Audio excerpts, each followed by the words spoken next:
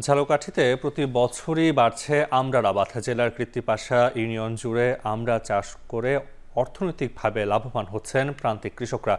ভীমরুলি ও ঘর কুরিয়ানার ভাসমান হাটে চলছে বেচাকেনা। বিস্তারিত জানিয়েছেন সহকর্মী আলামিন তালুকদার।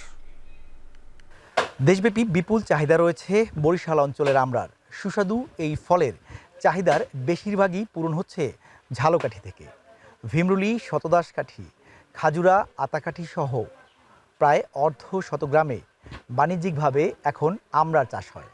অন্য জেলার আমড়ার তুলনায় সুমিষ্ট হওয়ায় এ জেলার আমড়ার চাহিদা রয়েছে বেশ। তাই প্রতিদিনই জেলার বিভিন্ন হাটে চলে আমড়ার রমরমা বেচাকেনা। এবছর আমড়ার ফলন বেশ ভালো হয়েছে। দেশের বিভিন্ন স্থান থেকে আসা পাইকাররা ভীমরুলির ভাসমান হাট থেকে প্রতিমন আমড়া কিনছেন ১৩ থেকে ১৪০০ টাকা মন দরে। মৌসুম শেষে আরও কিছু বেশি দামে আমড়া বিক্রির আশা করছেন স্থানীয় চাষিরা। ঝালকাঠি থেকে আমার কাছে এই ছিল আমড়া বেচাকেনার সবশেষ।